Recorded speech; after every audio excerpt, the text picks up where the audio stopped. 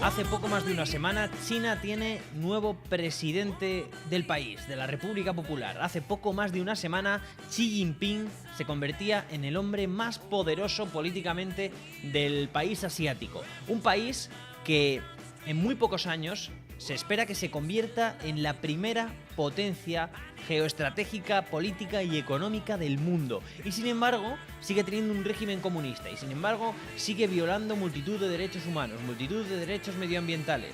Sigue dominando la economía con un sistema capitalista, comunista. Una cosa muy extraña que no sabemos cómo va a evolucionar. Porque también es uno de los países más cerrados. Es uno de los países de los que menos sabemos políticamente. Y aquí en Utopía Televisión queremos responder a muchas preguntas, sobre todo el qué va a pasar. ¿Qué va a pasar con su economía? ¿Qué va a pasar con su política? ¿Qué va a pasar con las relaciones con otros países, sobre todo con los que tiene cerca y sobre todo con Latinoamérica, con Estados Unidos, con Europa? ¿Qué papel juega China en la actual crisis y cómo puede ayudarnos a salir o cómo está interaccionando con nosotros en plena decadencia? En fin, hay muchísimas preguntas que vamos a a las que vamos a intentar dar respuesta. Porque tenemos a los mejores expertos, o a unos de los mejores expertos en Asia de habla española. Los vamos a tener aquí con nosotros en Utopía Televisión.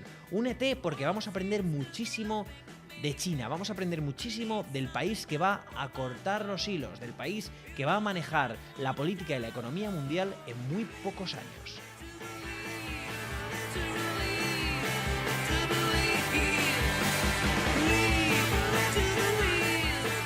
La primera pregunta es obvia. ¿A qué se enfrenta China?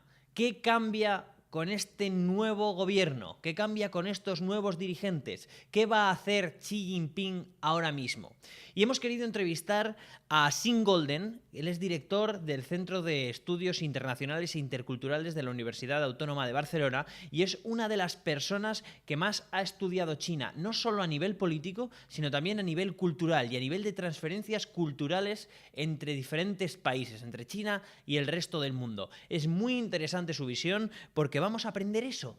¿Qué va a pasar ahora con China? ¿Qué tiene que hacer Xi Jinping? ¿A qué se enfrenta? ¿Cuál va a ser su política? ¿Qué va a cambiar en la vida de los chinos? ¿Cómo afecta su cultura a todo este entramado de poder? Sean Golden. Muy buenas tardes, Sean Golden, ¿qué tal? Buenas tardes. Bueno, muchas gracias lo primero por atendernos. Encantado. ¿Qué cambia? O sea, ¿qué conclusiones podemos sacar más allá de los nuevos nombramientos, más allá de todo lo que vemos? De fondo, ¿qué conclusiones podemos sacar de todo lo que ha pasado en este Congreso del Partido Comunista en China? Pues yo creo que el tema de fondo más importante es que vemos un relevo generacional que es más difícil evaluar, que representará en términos de política inmediata, pero 50% del Comité Central son gente nueva y joven. Y en chino, esta generación se llama Hung Ardai, que quiere decir la segunda generación de rojos, o sea que son los hijos de la revolución china y también son la generación de los guardias rojos que vivieron la revolución cultural y los destierros de los jóvenes después. No, pase lo que pase con sus diferencias ideológicas y de política, representa un relevo bastante significativo, 50% del Comité Central. En cambio, la Comisión Permanente del Politburo, que se ha reducido de 9 a 7, que en sí mismo es un síntoma de cambio, porque quiere decir que se ha reducido el grupo que tiene que consensuar la política. De estos 7, 5 tendrán que jubilarse de aquí a 5 años. Y el número 1 y el número 2, no. El número 1, que es Xi Jinping, y el número 2, que es Li Keqiang, estarán allá por los próximos 10 años, si no hay nada imprevisto entre medio. Entonces, esto quiere decir que para los expertos hay una serie de personas que son miembros del nuevo Politburo, pero no han ascendido a la Comisión Permanente, pero estarán esperando subir de aquí a 5 años. Y entre estos que están a la espera, Hay uno que se llama Wang Yang, que es el gobernador de la provincia de Cantón, que de alguna manera es la esperanza de la gente que quiere hacer cambios políticos. O sea, hay una ventana abierta, o una puerta abierta, ¿no? A esos cambios, quizá una apertura, una posible apertura en un futuro cercano. Bueno, yo creo que hay más apertura de lo que parece. A ver, estamos viendo una crisis de sucesión, o sea, un liderazgo se está retirando de la primera línea y otro está entrando. Y es un congreso del partido. Entonces, el informe político de Hu Jintao, que es quien deja el poder, ha sido un repaso de todos sus éxitos. Entonces, evidentemente, él va a defender la política que ha llevado a la práctica en los últimos 10 años. Y en este informe político también ha señalado que los próximos 5 años deberían seguir a la misma línea. Bueno, esto es lo que él desea. Lo que es muy sintomático es que Xi Jinping ha sido nombrado ya presidente de la Comisión Militar. Hay 3 pilares del poder en la República Popular. El partido, que es realmente indistinguible del Estado, pero el partido, el Estado y el Ejército. Y Hu Jintao era secretario general del partido, presidente del Estado y presidente de la Comisión Militar. Entonces, una sola persona tenía todo el control. Ahora sabemos que Xi Jinping es secretario del partido y presidente de la Comisión Militar. Y en marzo será nombrado presidente del Estado por el Parlamento. Esto es un cambio más acelerado de lo que esperábamos, porque todos suponíamos que Hu Jintao mantendría la presidencia de la Comisión Militar durante un par de años más, pero lo ha renunciado ya. También entre los 7 miembros de la Comisión Permanente, 5 pertenecen a la misma facción que Xi Jinping, y solo 2 pertenecen a la facción que lideraba Hu Jintao. Después de todas las dudas que tuvimos en los últimos meses sobre quién va ganando la lucha del poder dentro del partido, ahora parece bastante claro que quienes van ganando son los hijos de la nomenclatura, los hijos de los veteranos de la revolución. Y todo esto, ¿qué implica en cambios reales? Me refiero al hecho de que ya no haya una sola persona que ostenta los 3 principales pilares del poder, el hecho de que 5 personas estén en el mismo bando, por decirlo así, que el secretario general, el hecho de esta renovación, el hecho de pues todo esto que estábamos comentando, ¿eso qué implica en cambios reales para China? Bueno, primera premisa es que el Partido Comunista de China tiene como su máxima prioridad mantenerse en el poder.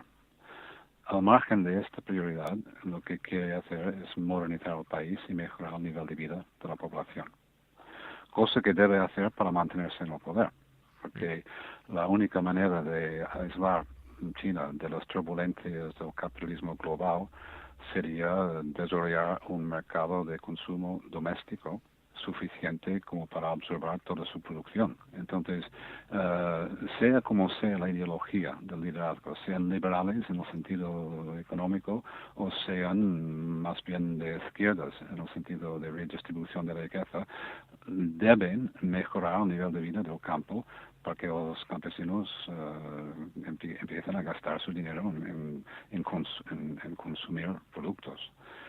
Entonces, hay una relación directa entre mantenerse en el poder y mejorar el nivel de vida. Entonces, esto no va a cambiar. Lo que puede cambiar poco a poco es cierta reforma política. Cierta reforma política quiere decir básicamente cambiar los procedimientos internos del partido, democratizar el partido. Entonces, la reforma política está muy ligada con el control de la corrupción. Y esto está ligado con la transparencia. Pero cada vez hay más transparencia a nivel popular porque las redes sociales son más difíciles de controlar. Entonces, el partido debe responder a esto. Entonces, la pregunta es, ¿cómo se puede garantizar más transparencia al pueblo para controlar la corrupción sin de alguna manera cambiar la manera de actuar del partido? Porque siempre hemos dicho que como que los chinos, como igual tradicionalmente no habían tenido ese acceso directo a la política, como que les daba un poco más igual, ¿no? Pero quizá ahora están cada vez entrando más y cada vez preocupándose más por estos temas, ¿no? Bueno, lo que decimos normalmente es que hay un tipo de pacto social implícito, que mientras que el sistema político, que es un partido, vaya mejorando el nivel de vida y que la población puede pensar que les llegará un día un mejor nivel de vida, no hay reivindicación de cambios políticos. También podemos decir que China inventó la meritocracia hace más de 2000 años y la tradición china es la selección de líderes por sus méritos y no la elección por su popularidad.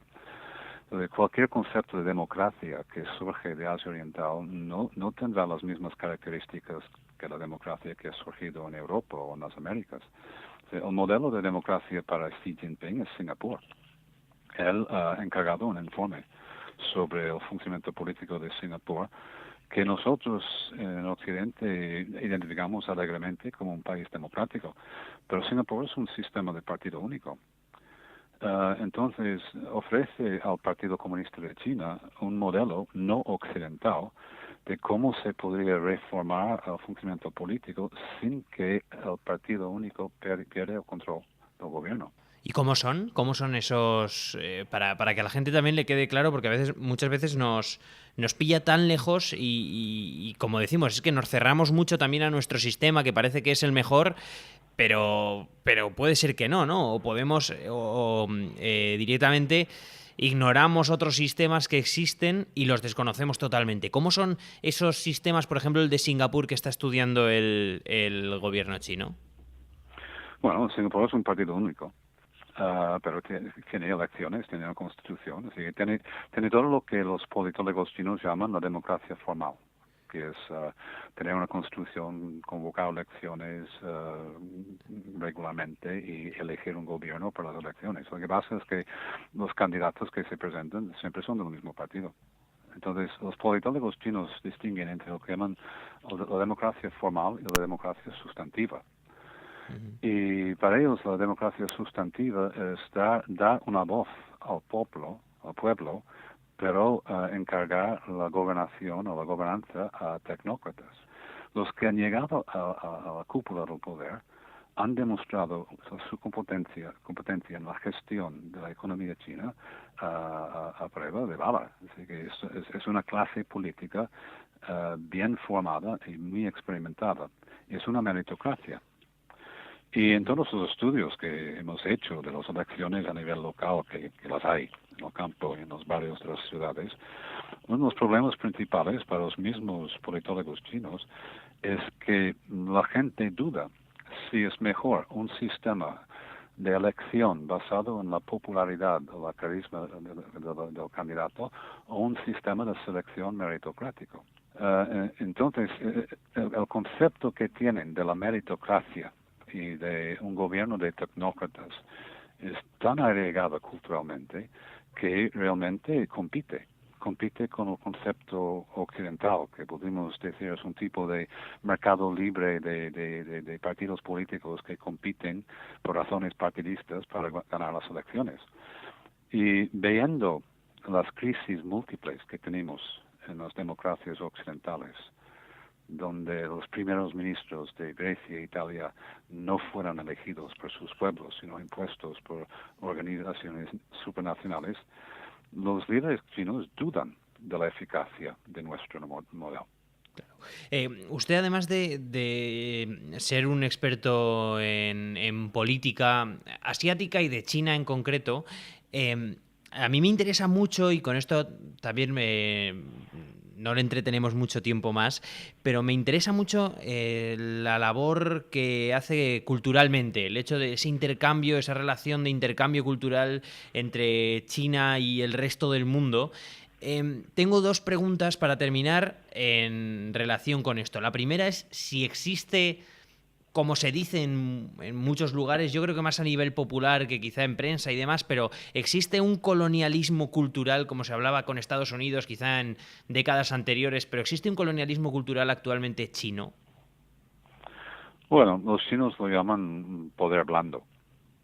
O sea que se distingue entre el poder duro del poder militar y económico y el poder blando, que es cultural. Los Estados Unidos combinan las dos cosas, porque Hollywood sigue siendo una de las influencias culturales más grandes del mundo, aunque Bollywood de la India hace la competencia en Asia. Entonces sí que existe una política muy deliberada, con mucha inversión pública de la promoción de la cultura china alrededor del mundo a través de los institutos Confucio. Pero no es en absoluto distinto de la política española de promocionar los institutos Cervantes, o la Alliance Française, o Goethe Institute, o British Council, o los centros de estudios norteamericanos, o el programa Fulbright. Así que es idéntico a las políticas de imperialismo cultural, si podemos llamarlo así, de todas las potencias occidentales también. Han llegado más tarde a esta política, pero ahora lo están haciendo con mucho empeño.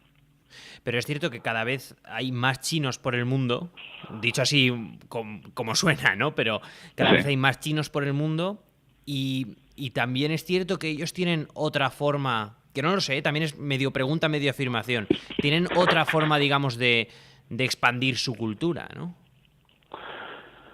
Bueno, pero en esto no veo mucha diferencia entre ellos y las otras potencias. Lo que sí que es verdad es que las comunidades chinas de ultramar tienen otra manera de ser. Pero en todos los estudios que hemos hecho de la emigración de comunidades asiáticas, no solo chinas, de comunidades asiáticas, detectamos 3 fases. Que llegan, por ejemplo, en este país, y montan negocios familiares. Lo más típico sería el restaurante chino. Aunque estamos tan saturados ya de restaurantes chinos que deben montar otros tipos de empresas. Y con estas empresas familiares y con la colaboración de todos los miembros de la familia, acumulan capital. Parte de este capital vuelve a China en la forma de remisas y parte sirve para que los miembros de la familia se hagan autónomos. Entonces empieza la segunda fase, cuando montan negocios para la propia comunidad asiática. Entonces, agencias de viajes, gestorías, cualquier tipo de negocio que es para la misma comunidad. Y así acumulan más capital. Y entran en la tercera fase, que ya existe en los otros países de Europa, pero solo está empezando aquí en España, que es comprar las empresas autóctonas.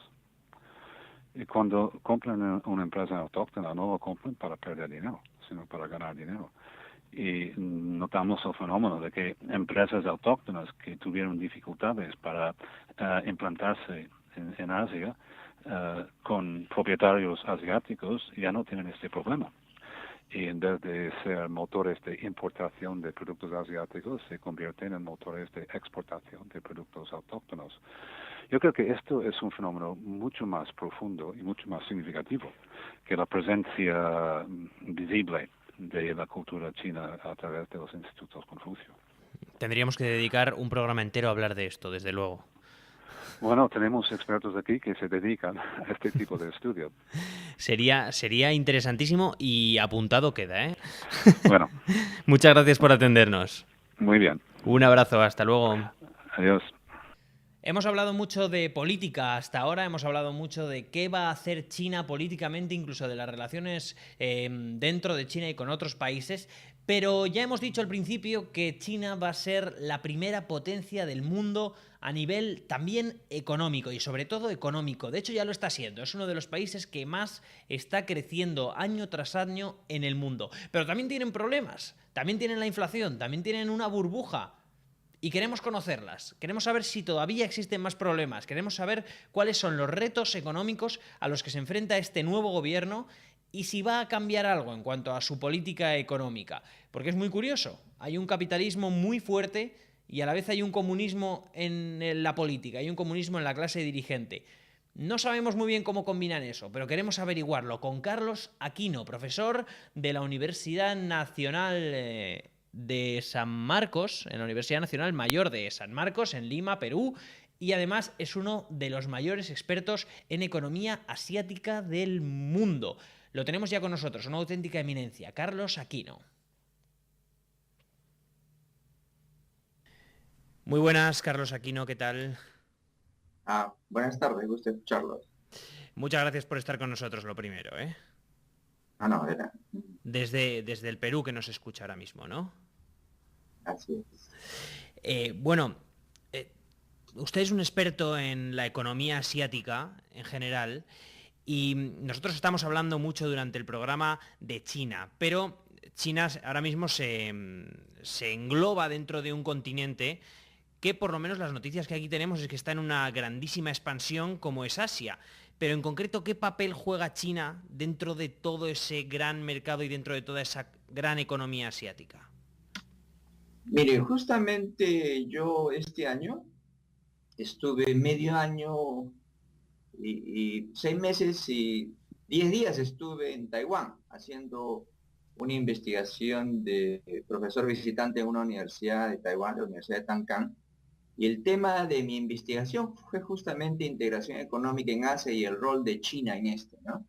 Obviamente China cumple un papel muy importante en la economía asiática, ¿no? En los últimos años había un cambio bastante grande. Hace 30 años, digamos, que Japón, todos los países de Asia en realidad dependían, el mayor mercado para ellos era Estados Unidos, ¿no? Y Europa también, pero esto cada vez es menos, ¿no? Y por poner algunas cifras, el mayor socio comercial de Corea, de Japón, de Taiwán y prácticamente todos los países del Asia Oriental es China. O sea, China es el mayor socio comercial de ellos. Japón le compra más a China, le vende más a China que a Europa o que a Estados Unidos. Corea le compra más a China y le vende más a China que Estados Unidos. Entonces, China cada vez cumple un rol muy importante en la economía asiática. Y esto es por qué, ¿no? Por una sencilla razón.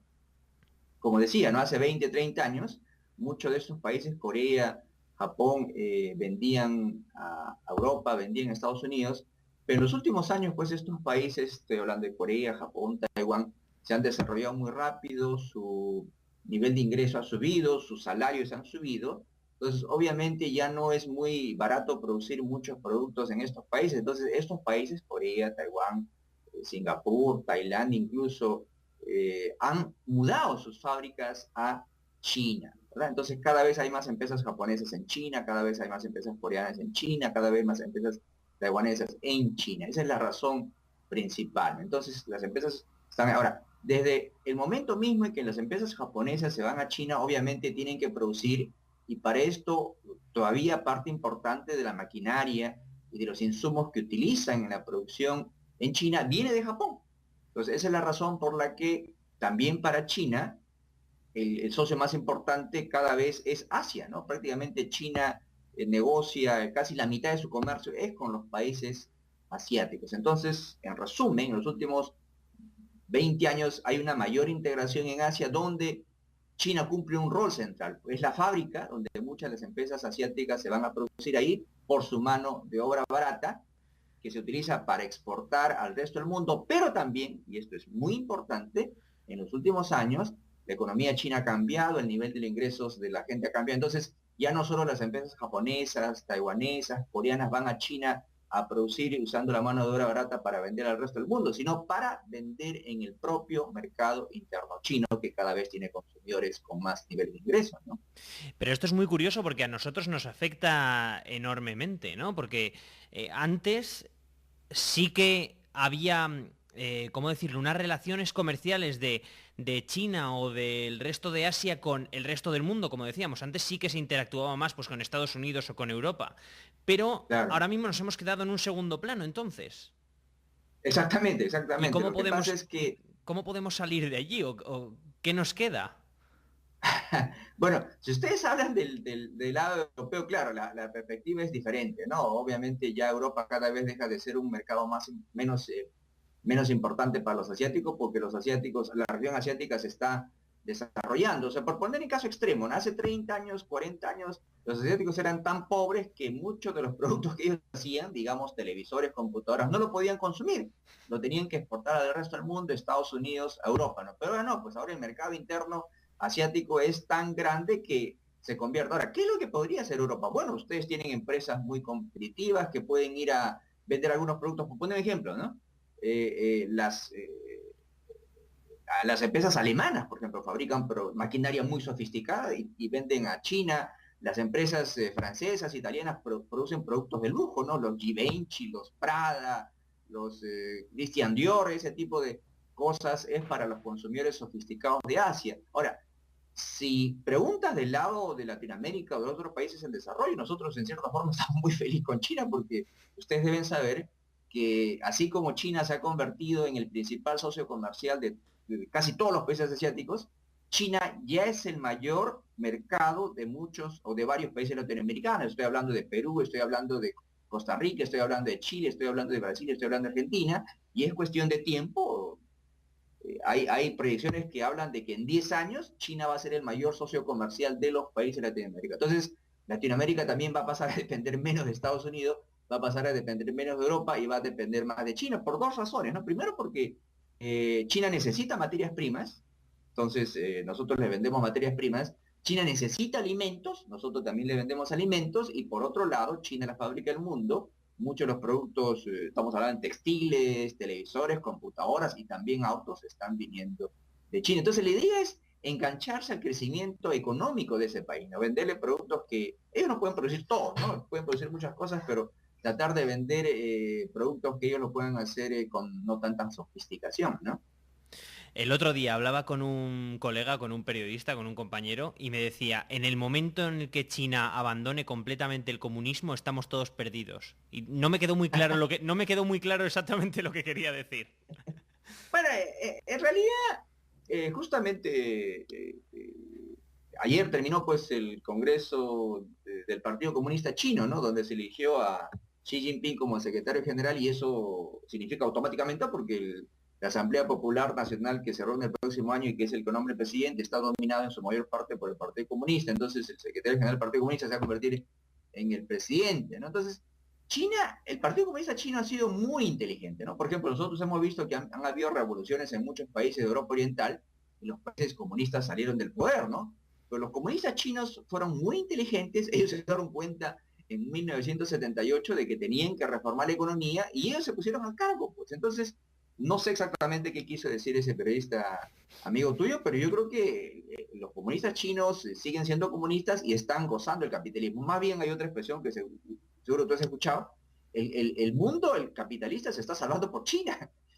China ha abrazado el capitalismo, entonces el más grande país capitalista ahorita es China. China es comunista en el sentido de que el que está en el gobierno es el Partido Comunista, el que domina la política es el Partido Comunista, el que controla todo ese Partido Comunista, pero en el terreno económico es un capitalismo como cualquiera, ¿no? Definitivamente. La única diferencia es que muchas de las grandes empresas en China son estatales, pero también hay muchas, cada vez más grandes empresas privadas, ¿no? En el puro sentido capitalista. Y otro ejemplo para que nos demos cuenta de lo inteligente que han sido los chinos.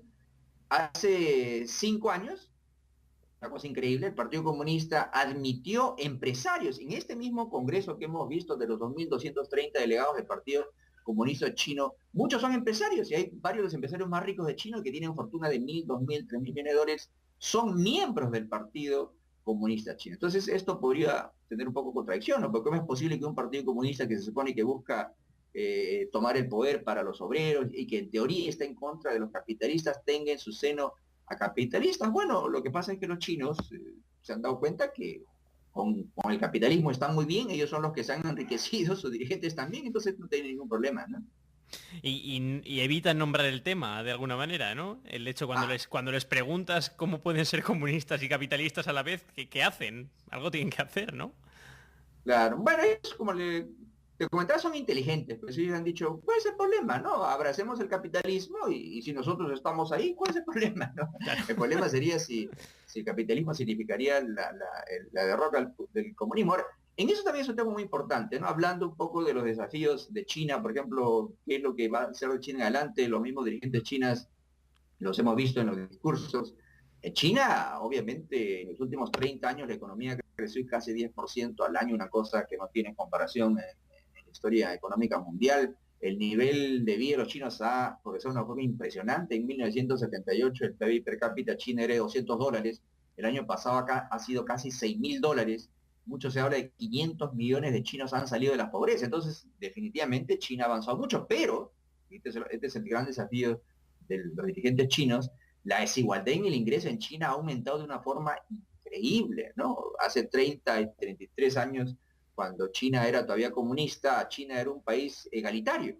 Claro, alguien cínicamente dirá, bueno, todos eran pobres, bueno, pero no, pues ahora hay millonarios, comentamos, hay como 10 personas que tienen una fortuna de más de $1.000 millones y todavía hay 125 millones de chinos que viven con $1.25 diario, ¿no? Entonces hay una diferencia descomunal entre los que son muy ricos y los que son muy pobres. Entonces, esto obviamente es un problema, está fomentando descontento social y los dirigentes chinos tienen que encontrar una solución hacia eso, ¿no? El otro desafío, por ejemplo, también es la corrupción, y ellos también lo han dicho, ¿no? Obviamente, si tenemos un sistema donde el Estado es controlado en forma absoluta por el Partido Comunista, no hay el balance de poder que hay en nuestros países, donde hay un poder judicial independiente, hay un poder legislativo independiente y hay un poder ejecutivo independiente. Allá no existe, el Partido Comunista controla los tres niveles del poder, obviamente, y donde el Estado todavía tiene muchos mecanismos, muchos controles todavía, esto se presta a corrupción, y de hecho hay corrupción, ¿no? Entonces, los dirigentes son conscientes de eso y tienen que solucionarlo, ¿no? Porque si hay desigualdad y encima hay corrupción, la gente va a empezar a protestar, ¿no? Los otros problemas son la contaminación. China se ha crecido de una forma extraordinaria, pero hay mucha contaminación. Yo estaba en China ahora en mayo y hay días en que obviamente las ciudades están muy contaminadas, ¿no? ¿Por qué? Porque China se desarrolla de una forma extraordinaria, hay fábricas por todos lados, cada año ingresan a las pistas de 16, 17 millones de autos al año. China desde el año 2010 es el mayor emisor de gases contaminantes en el mundo, por encima de Estados Unidos. Entonces hay una contaminación bastante grande y los dirigentes, y el otro, China todavía depende mucho del carbón, pues en nuestros países dependemos, Francia, de la energía nuclear, ustedes creo que de la energía eólica, eléctrica, del viento, qué sé yo, pero China depende del carbón, ¿no? Porque es barato y lo tiene, ¿no? Entonces esto contamina mucho y China también se ha dado cuenta de eso. Y el último tema, ¿no?, que tiene que ver con el control directo del Partido Comunista es la democratización, ¿no? Hasta ahora en China la mayor parte de la gente está contento con el Partido Comunista en cierta forma porque, si bien es cierto, ellos controlan el poder político, la economía es libre, el que quiere puede poner su empresa y todo lo demás, pero la experiencia histórica nos demuestra, no solo en Europa, sino también en el mismo Asia, hace 20, 30 años, Taiwán, Corea, por poner un ejemplo, eran regímenes autocráticos, pero cuando surge una clase media, ya no solo reclama, no solo está feliz, contenta con enriquecerse o con que puede hacer negocios sin interferencia del gobierno, también quiere tomar parte en las decisiones de la vida política. Entonces, este es el gran desafío de China, ¿no? Tratar de democratizar al país, pero obviamente ellos quieren hacerlo bajo el propio liderazgo del Partido Comunista, en eso están, ¿no? ¿Existe una burbuja económica ahora mismo en China? Bueno, ese es otro tema bastante interesante, ¿no? Mucho se habla de este tema. Yo particularmente creo que hay cierta burbuja, pero que no todavía amenaza con descarrilar el crecimiento económico. La burbuja notoriamente se siente en el sector inmobiliario, ¿no? En los últimos años China se ha enfrascado en una construcción terrible de casas por aquí y por allá, y parece que hay casas que no se venden. Ahora, obviamente el gobierno trata de controlar, por ejemplo, ha puesto, hubo una burbuja en el sentido de que la gente compraba casas para especular, ¿no? Compro casa porque va a subir de precio para yo venderlo, no necesariamente para yo vivir. Entonces, el gobierno chino está tomando medidas para hacer que esta burbuja se desinfle, está tratando de disminuir en los préstamos hacia estos sectores. Y yo creo que más que todo el gobierno tiene mecanismos, tiene una ingente capacidad fiscal, ¿no? Tiene mucho dinero como para contrarrestar cualquier otro tema. El otro tema son los préstamos malos también, ¿no? Incobrables, ¿no? Nosotros sabemos que el sistema financiero chino lo controla el gobierno. El gobierno, un ejemplo clásico, por ejemplo, fue lo que se vio en 2008. En 2008 hubo una terrible crisis financiera, en 2009 la economía mundial cayó, muchos países no crecieron, decrecieron, pero China logró crecer 8% porque el gobierno se enfrascó una política, perdón, de gasto fiscal, ordenó a los bancos que presten a las empresas y las empresas empezaron a prestarse y hay alguna inversión que está ahí sentada, hay producción que no sale, ¿no? Entonces hay cierta tipo de burbuja, pero repito, el gobierno tiene los mecanismos hasta ahora y espero que esto no se descargue la mano, porque China pues tiene un superávit fiscal bastante grande, tiene unas reservas internacionales enormes. Creo que los chinos son conscientes de esto y no van a dejar que se les escape de la mano, ¿no? Pues no le vamos a entretener mucho más tiempo, pero quería saber un par de cosas para terminar. La primera es si hay algún peligro, entre muchas comillas, pero bueno, un peligro en el hecho de, bueno, todos sabemos que China está como intentando, no sé cómo decirlo de forma suave o sin que parezca así demasiado duro, ¿no? Pero como colonizar, por decirlo así, el resto de la economía, en el sentido de comprando deuda americana, comprando campos en África. Me refiero, intentando hacer una especie, se habla mucho de una colonización, una especie de Ajá, ajá. colonización. No sé si me explico, me expreso Sí, sí, realmente porque usted sí. sabrá mucho más que yo. Claro, bueno, sí, pues claro, un 20% de la deuda del Tesoro norteamericano está en manos de los chinos. China está comprando por seguridad alimentaria, está comprando campos en Argentina, en África y todo lo demás, ¿no? Yo creo que China, bueno, en África quizás sí se nota una presencia bastante grande de China, en verdad, ¿no?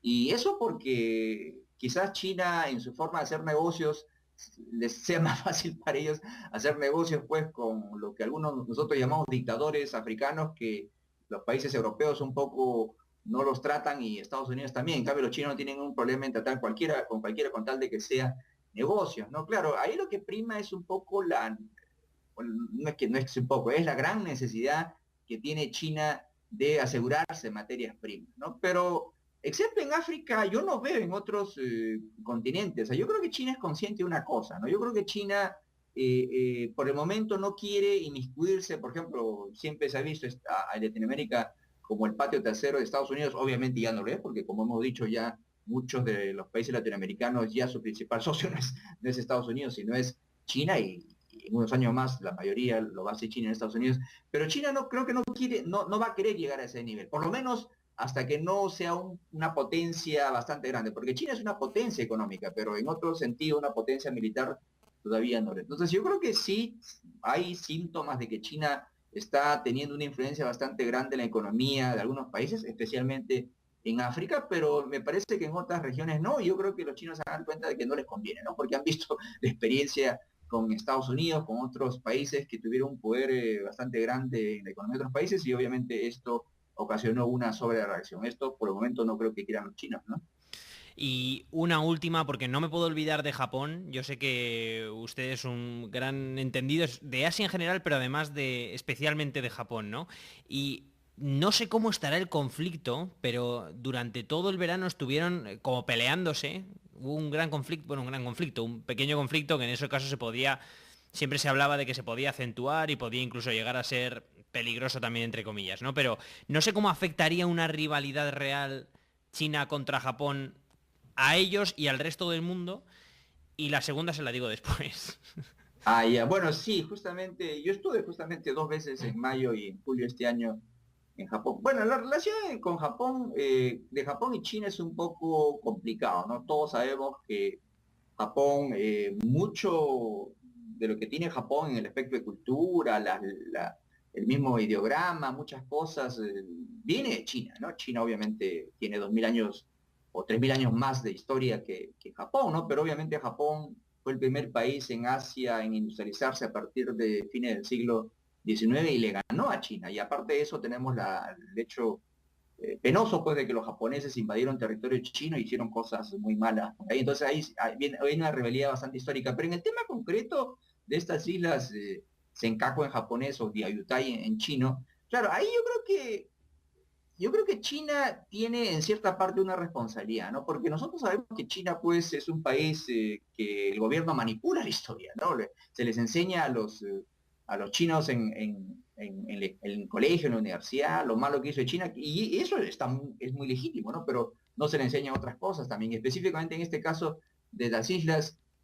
Este es un tema muy complicado, se supone que Estas islas han estado en poder de Japón en los últimos 100, 150 años, pero los chinos dicen que ellos obviamente son un país más activo, eh, han estado más en poder. Entonces, es probable que China tenga la razón en el sentido de que ellos tienen razones históricas para decir que son sus islas, pero el hecho es que Japón ocupa las islas. Entonces, salvo que haya una guerra, la única forma de resolver esto es, ya de que hecho, de hecho mismo que Japón está ocupando, es conversar, pero lo que se ha visto en los últimos meses es que los barcos chinos han estado un poco acercándose a las islas, han estado provocando los pesqueros japoneses, o los barcos pesqueros japoneses, chinos, perdón, han estado acercándose mucho a las islas, las patrulleras japonesas le decían que se vaya y había incidentes, ¿no? Y es una ironía, pero fíjese, justamente porque había estos incidentes, justamente este famoso alcalde Shintaro Ishihara de Tokio, el gobernador de Tokio, perdón, que es un conservador que no es muy amigo de China, que digamos,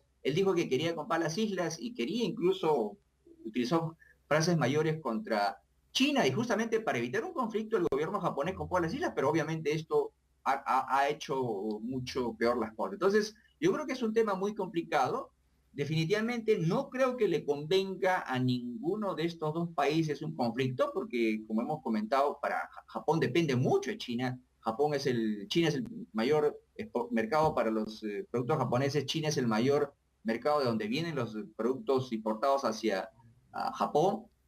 Para Estados Unidos, Japón es el segundo o tercer mayor mercado también. Entonces yo creo que no les conviene, pero claro, es la cuestión política, se ha visto mucho este tema del debate porque China estaba en un proceso de transición, así que los líderes chinos querían mostrarse como fuertes frente a algunas amenazas externas que podrían haber perseguido. Y en Japón también pues estamos en un cambio de gobierno y también algunos políticos que han levantado un poco el tono de voz, ¿no? Yo espero que por el bien de la economía mundial, regional y todo lo demás, y por el propio interés de estos países dependen muchísimo uno del otro, no llegue a cosas mayores, ¿no?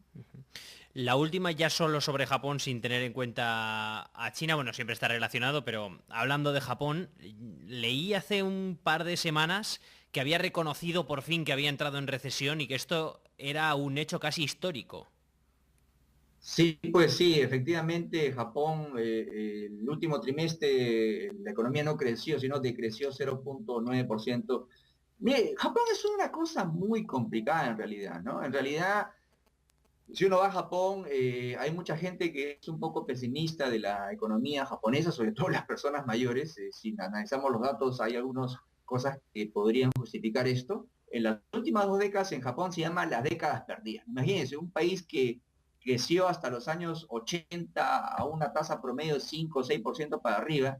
En los años 90, en la década del 90 ha crecido 1,5%. En la década pasada ha crecido 1%, ¿no? Entonces, ha crecido muy, muy poco. Encima de eso, hay una deflación, ¿no? Los precios no suben, sino bajan. Claro, alguien diría, pues, qué feliz estaría yo que los precios bajen. El problema es que si los precios bajan, mis salarios también bajan y mi deuda sube, ¿no? Entonces, Japón tiene una deuda muy grande. Entonces, hay una especie de desencanto un poco con la conducción del gobierno. El otro problema es que complica es que Japón tiene un sistema político bastante terrible, ¿no? Desde que el partido gobernante perdió el poder, el Partido Democrático perdió el poder hace 3 años, ha habido cambios de gobierno cada rato. El primer ministro ayer acaba de decretar la disolución de la Cámara Baja y en un mes va a haber elecciones, va a haber otro gobierno más. Hay una terrible división en la clase política y justamente por eso no se toman medidas para reactivar la economía. El otro tema es que, ¿qué hacer? ¿No? ¿Qué hacer? O sea, la economía no crece. Mire, los japoneses han probado de todo, han tratado de aumentar el gasto. De hecho, lo han aumentado tanto que su deuda pública ahora es el 200% el tamaño de su economía, es la peor en el mundo, ¿no? Han dado estímulos monetarios. El gobierno prácticamente, la tasa de interés en Japón está en cero. A las empresas le dicen, préstense de los bancos, que los bancos no tienen límite para prestarle todo lo que quieran, pero no hay consumo. Pues el problema de Japón es dos, ¿no? O sea, el consumo interno es bajo, la gente no consume mucho. Ahora, si usted me pregunta por qué Japón es un país desarrollado, la gente tiene todo, ya no sabe qué comprar. Segunda razón para esto es que 1/3 de la población laboral japonesa trabaja en empleos temporales, en empleos con pocos ingresos y tienen mucha inseguridad en el futuro, así que no compran mucho. Entonces la demanda interna no es muy fuerte. Y lo otro, Japón, lamentablemente Japón depende mucho del mercado externo, ¿no? Depende de Europa, depende de Estados Unidos, depende de China, y si el mercado norteamericano y europeo no crece o crece poco, obviamente el gran perjudicado es Japón. Y por último, ¿por qué la economía ha caído? Una gran razón es China, justamente por el conflicto, por las manifestaciones antijaponesas que hubo en China en agosto, septiembre específicamente. Hubo un boicot de chinos contra carros japoneses, contra artefactos eléctricos japoneses, y obviamente si Japón se pelea con China y no le conviene definitivamente, ¿a quién le va a vender sus productos? ¿A quién le va a vender su maquinaria? Ese es un gran problema que Japón tiene que resolver, ¿no? Pues tendremos que hablar más tranquilamente otro día sobre Japón solo, ¿no? Porque tendríamos para hablar horas y horas. Sí, hay muchos temas que tratar sobre este país, ¿no? Doctor Carlos Aquino, muchísimas gracias por atendernos. No, ustedes encantados, ¿no? Un placer. Hasta luego. Hasta luego. Y a todo esto, ¿qué piensa la sociedad china? El nuevo gobierno se enfrenta a muchos problemas de la calle, a muchos problemas de a pie.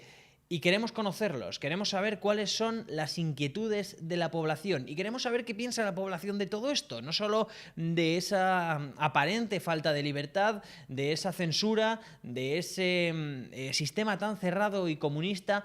No sabemos prácticamente nada de los chinos, no sabemos prácticamente nada de lo que piensan y queremos averiguarlo. Lo vamos a hacer con Yifan Li. Yifan Li trabajó antes de venir a España en la Embajada Española en China y además ha sido el traductor del libro del Premio Nobel de Literatura, del último libro de Mo Yan, este señor que tenemos aquí con nosotros, y además ha traducido a los principales dirigentes chinos cuando han venido a España. Es una persona que sabe mucho del gobierno chino, es una persona que además sabe mucho de los problemas de la sociedad china y de los ciudadanos chinos y de toda su población, y queremos tenerlo con nosotros. Yifan Li. Muy buenas tardes, Yifan Li, ¿qué tal? Muy buenas tardes, estamos todo bien. Bueno, muchas gracias por atendernos, sobre todo, que además estamos aquí a horas casi intempestivas, pero bueno, muchas gracias. Y muchas gracias por ustedes, por entrevistarnos.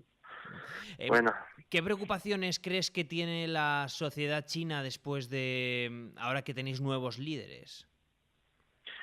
Bueno, creo que mejor dicho, en lugar de preocupaciones, tendremos nuevas esperanzas de tener nuevos líderes, porque a través de sus discursos de los nuevos líderes podemos ver que este nuevo grupo de líderes nos han traído nuevas esperanzas, porque en sus discursos han dejado las palabras complicadas y políticas, sino empieza a usar unas palabras sencillas para que toda la sociedad china pueda entender mejor su deseo, su plan y sus directrices. Porque la gente cada vez está más concienciada con la política en China. Bueno, creo que sí. La gente que vive en China está muy consciente de lo que está pasando en el gobierno. ¿Y por qué? ¿Por qué crees que ha pasado esto? ¿Por qué crees que la gente cada vez le importa más, cada vez se interesa más por la política? ¿O por qué hasta ahora no le había interesado tanto? Bueno, creo que la gente que vive en China, sobre todo ahora China tiene un desarrollo muy rápido y también tiene sus desafíos y sus dificultades en todo el mundo. Así que la gente, como ahora conoce mejor el mundo y también quiere saber las opiniones del gobierno. Así que están muy dedicados a la situación de política. Usted ha sido traductor del último libro del Premio Nobel, del último Premio Nobel de Literatura. Sí. ¿Le falta mucho también a las políticas del gobierno chino en cuanto a la cultura? Quiero decir, ¿necesitan tomar medidas para, no lo sé, para abrirse más culturalmente, para quizá eliminar un poco la censura? No lo sé. Bueno, respecto a la cultura, creo que durante todas las generaciones de diferentes grupos de líderes, es decir, desde la generación de Mao Zedong hasta la actual, generación, ningún líder había prohibido, digamos, la apertura cultural. Es decir, la cultura siempre tiene apoyo desde lo más alto de los gobiernos hasta cualquier persona. Y también la cultura hoy en día está más abierta que antes, porque sabemos, en ese mundo ya más inmigrantes chinos han entrado en otros países y con ellos la cultura china también se ha expandido por todo el mundo. ¿Cuáles cree que son las preocupaciones de los habitantes de China a diario? Me refiero, ¿qué les preocupa en el día a día? Creo que ahora los habitantes chinos en China, claro, se preocupan de, por ejemplo, la seguridad de la comida y también de la contaminación, que estas dos cosas son resultados de un desarrollo rápido económico. Pero digamos que ahora el actual gobierno también se ha dedicado en, digamos, corregir estos dos errores. Además, señor Xi Jinping ha dicho antes en su discurso que a partir de su primer día de dirección va a también eliminar el fenómeno de corrupción. Entonces, estos tres fenómenos sociales son creo que las únicas cosas que se preocupan por la sociedad china. ¿Usted cree que se vive mejor en China ahora y que la gente en China ahora es más feliz que hace 10 años, por ejemplo? Por supuesto, porque dentro de estos 10 años en China se ha eliminado 60 millones de, digamos, gente bajo el límite de pobreza. Así que con el aumento del recurso económico, la gente puede tener una posibilidad de vivir mejor que antes. Y además, claro, la felicidad no siempre está atada con el dinero, pero digamos, el dinero es el material, es la base material físico de tener felicidad. Y ahora el gobierno también está haciendo un cuestionario a través de la televisión central a todos los ciudadanos chinos para preguntarles si se siente feliz ahora o no, por qué razones. Entonces, este cuestionario se va a publicar luego de forma de libro.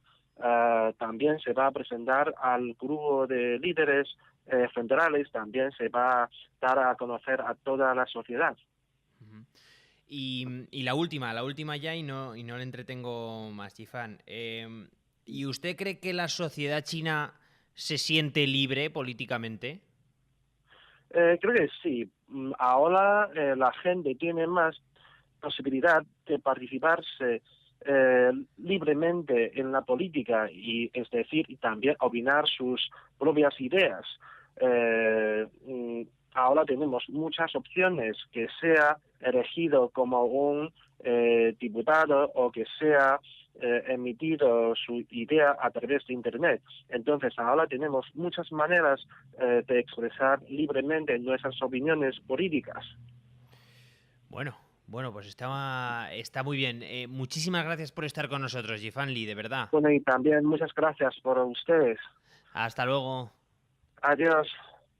Además de la sociedad china, queremos saber el punto de vista periodístico. Queremos conocer China a través de los ojos de uno de nuestros corresponsales, de los corresponsales españoles que están ahora mismo trabajando allí. Uno de ellos es Zigor Aldama. Él es periodista de El Correo y de Vocento y está de corresponsal allí. Ahora mismo lo pillamos en Camboya, pero nos puede contar muchísimo porque él viaja por toda Asia y conoce muy bien todas las relaciones internacionales de China y todos los entresijos políticos de la República Popular. Zigor Aldama.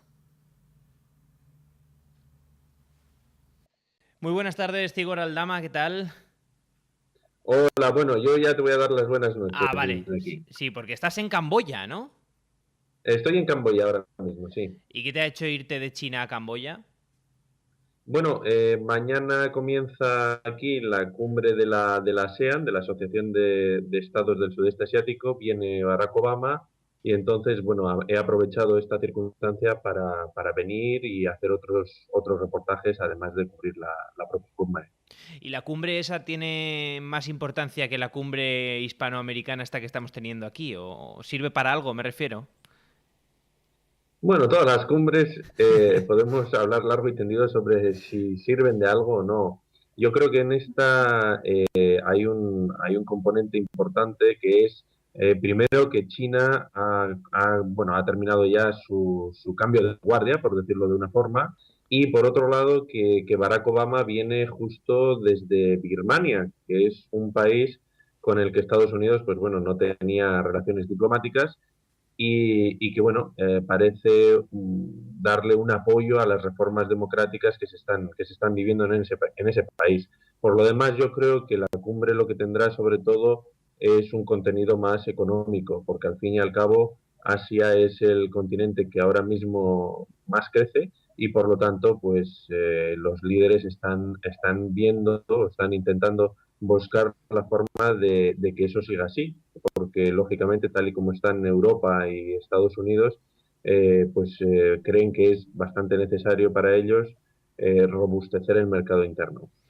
Y se habla mucho por allí, bueno, en la cumbre supongo que sí, pero en el país se habla mucho de lo que pasa en el vecino, de lo que acaba de pasar en China, por ejemplo. ¿Les afecta especialmente?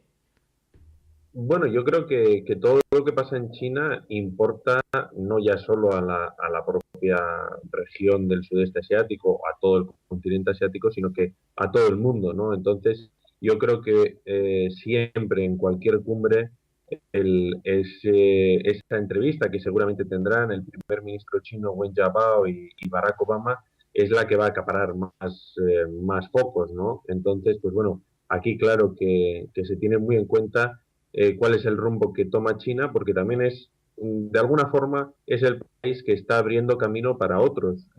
Vietnam, por ejemplo, es un país que, dentro de lo que cabe, está siguiendo los pasos que marcó China en su día para el desarrollo económico. ¿Y tú crees que les va a afectar de alguna manera este cambio? Casi anunciado ya, pero ¿crees que China va a hacer algo, va a evolucionar de alguna manera con este cambio de gobierno en relación con los países que tiene alrededor? ¿O va a seguir igual más o menos esa relación? No, yo creo que en principio lo que hace China es cambiarlo todo para que todo siga igual, ¿no? Eh, Sí, es así. Quiero decir que no se esperan grandes cambios de esta nueva cúpula del poder. Eso es así. Y lo que más preocupa en este momento es la relación de China con los países con los que tiene algún tipo de conflicto, sobre todo por la soberanía bueno, pues de algunas islas en el mar de la China meridional. Entonces, ahí donde están realmente las fricciones son con Japón, con Filipinas, incluso con la propia Vietnam. Y esos son problemas que quizá en estas cumbres sí que se puede ayudar a resolver. Pero bueno, todavía habrá que ver qué es lo que pasa y qué es lo que hablan. Pues ya hablando del Congreso en sí, ¿cómo se vive un acontecimiento de ese tipo desde el punto de vista periodístico? Porque nosotros hemos hablado con expertos, hemos hablado incluso con intérpretes chinos y con gente que ha estado allí, incluso políticos o que han participado en la vida política en algún momento, pero no habíamos hablado con ningún periodista todavía. Y la libertad de prensa parece ser que es uno de esos asuntos pendientes que todavía tiene ese gobierno, ¿no? Sí, sin duda, desde luego. Quiero decir que el Congreso, si se permite la expresión, es bastante aburrido. Iba a decir algo bastante más fuerte, ¿no? Quiero decir que no hay posibilidad de hacer periodismo. Uno aparece allí, se invita a los periodistas para que cubran la ceremonia de inauguración y la ceremonia de clausura. Hay un par de ruedas de prensa en medio y eso es todo lo que uno puede sacar de ese congreso, porque es un congreso que al final decide el rumbo de China a puerta cerrada. Como mucho se puede aspirar a entrevistar a alguno de los delegados que lógicamente van a decir todo lo que, bueno, pues lo que se espera que digan. Quiero decir que no se va a salir nadie del guión, y menos aún en un congreso como ha sido este, marcado por un escándalo político sin precedentes, que ha sido el escándalo de Bo Xilai, el exsecretario general del partido en la ciudad de Chongqing. Bueno, es un escándalo que ha tenido de todo. Ha tenido abuso de poder, ha tenido incluso asesinato, corrupción, un jefe de policía que desertó al consulado de Estados Unidos. Ha sido una intriga política que ha tenido al mundo en vilo, y por lo tanto lo que los líderes chinos querían es que este congreso fuese exactamente como se esperaba que tenía, o sea, como se esperaba, y así ha sido. Entonces, desde el punto de vista de un periodista, yo creo que se puede cubrir ese congreso también desde el Palacio del Pueblo, que es donde se lleva a cabo, como desde Marte, porque bueno, pues la información que va a recibir el periodista va a ser la misma. Y alrededor del Congreso, en cuanto a la sociedad china, ¿opinaban algo? ¿Están interesados en la vida política? Bueno, había muchos chinos que realmente estaban viendo los discursos por la televisión en directo. Lo que no suelen hacer es opinar. Quiero decir, eh, opinan solo los chinos que se han convertido ya en amigos o en familia, porque saben que todavía hoy en el siglo XXI dar unas opiniones políticas contrarias a las del Partido Comunista, pues puede ser un poco peligroso. No vamos a decir que vaya a ir todo mucho más allá, porque cada vez la sociedad china es mucho más abierta, y en lo político también, pero sí que es cierto que por un lado hay poco interés, sobre todo entre la juventud, y por otro lado los que están interesados se guardan las opiniones. Entonces eso al final lo único que hace es todavía dificultar más la labor del periodista, porque bueno, ya que no podemos entrevistar a los políticos chinos, podríamos entrevistar a la gente, pero bueno, la gente obviamente no está para abrir su corazón, ¿no? hacia lo que respecta a la política. Nos comentaba un experto que hay una especie de pacto no escrito entre la sociedad y los políticos, que es: mientras nosotros vivamos bien, seguimos aguantando toda esta censura y toda esta como falta de libertad, entre comillas, ¿no? Sí, el chino es pragmático al 100%. Entonces, muchas veces he conseguido hablar con gente de todo tipo sobre este sistema, y lo que dicen es exactamente eso. El Partido Comunista ha conseguido que China crezca muchísimo. Nosotros cada vez vivimos mejor. Quiero decir que aquí en la última década, en la década en la que ha gobernado Hu Jintao, los sueldos han aumentado en torno a un 15, un 20% cada mes. La gente realmente vive mejor. Entonces, eso es lo que le importa, más allá de que Internet esté censurada, o de que, pues, no sé, manifestarse no sea legal, ¿no? Yo creo que esos son libertades, derechos que nosotros, por supuesto, damos por sentados, pero que en China no han existido nunca. Entonces es muy difícil también echar de menos algo que uno nunca ha probado, ¿no? Eh, por lo tanto, pues bueno, yo creo que se unen tanto ese pragmatismo de la población, de la sociedad china, con el hecho de que, bueno, pues China no ha sido nunca una democracia. Entonces, lo que los chinos quieren es continuar creciendo, continuar mejorando su calidad de vida, y yo creo que esto el Partido Comunista lo ha conseguido.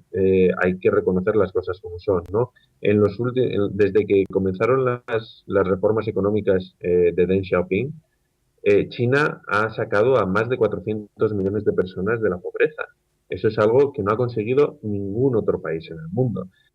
Por ejemplo, si comparamos lo que ha sucedido en China desde que comenzaron las reformas económicas y lo que ha sucedido en India, pues bueno, yo creo que saltan bastantes dudas, ¿no? Incluso a mí, yo pienso, si tuviese que elegir entre un país como India, que es una democracia, que tiene una población más o menos similar a la de China, y una dictadura como es la China, posiblemente me quedaría con China, ¿no? Por eso yo creo que, aunque nosotros muchas veces denostamos el sistema político chino, porque lógicamente consideramos que hay unas libertades y unos derechos que son inalienables, que son pues los derechos humanos de toda la vida, la gente que vive en China lo que ve es que cada vez vive mejor, que tiene unas oportunidades que generalmente sus padres no tenían y que ve el futuro con mucho optimismo, ¿no? Eso sería posiblemente el mayor contraste con nuestra sociedad, que cada vez está más sumida en el pesimismo. Entonces, bueno, pues todos los cambios políticos van siempre mucho más lentos que los cambios económicos, eso es totalmente cierto, pero también es verdad que el gobierno es cada vez un poco más abierto. Habrá que ver si Xi Jinping continúa con esa transición lenta y tranquila que se está dando, o si por el contrario, pues bueno, cierra el puño como hicieron algunos de sus anteriores primeros ministros y presidentes que decidieron, bueno, gobernar con mano de hierro. Yo creo que no, yo creo que que China va a continuar abriéndose al mundo y que no vamos a ver grandes cambios en el país. ¿Y tú estarás allí para contarlo, Cigor? Pues espero que sí, quiero decir, salvo que las autoridades chinas decidan lo contrario, estaré en China para continuar contando. O sea que no te mueves de allí en mucho tiempo, ¿no? De momento. Pues no si depende de ti, para... si depende de ti. Sí. No, la verdad es que llevo ya unos cuantos años aquí, creo que es un país y es un continente, porque al final me muevo por todo el continente, realmente interesante. Yo diría que es en estos momentos la zona del mundo más interesante y me gustaría continuar viendo esa profunda transformación que está sucediendo a una velocidad muchísimo más rápida de la que haya podido pasar en cualquier otro lugar, ¿no? Es interesantísimo y es también muy emocionante ver cómo incluso la ciudad en la que vivo, en Shanghai, pues cambia casi con cada viaje. Quiero decir que ahora voy a estar 3 semanas en Camboya y seguro que cuando vuelva me encuentro con cambios bueno, pues en el barrio, en las tiendas que abren, que cierran, en zonas que aparecen, no sé, de la nada. Ese dinamismo que por un lado puede resultar bastante estresante, por otro lado en lo profesional es muy interesante. Pues espero que estés allí mucho tiempo para contárnoslo a nosotros, desde luego, y a todo el mundo. Muchas gracias, Cigor. Muchas gracias a vosotros. Un abrazo, hasta luego.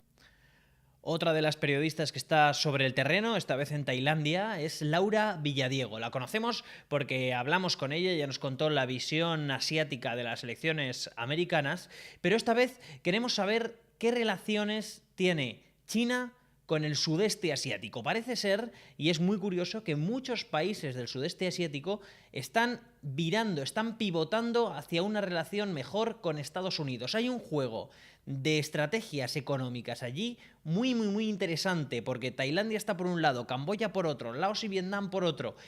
Cada uno juega su papel, cada uno sabe que tiene millones de habitantes, cada uno sabe que geoestratégicamente son importantes, cada uno sabe que tienen muchísima capacidad de producción y que es un motor importante de economía, y están creciendo mucho y quieren competir contra China y se alían con Estados Unidos y a la vez Estados Unidos se alía con ellos y a la vez hay unos juegos allí muy curiosos. Todos ellos nos lo cuenta Laura Villadiego.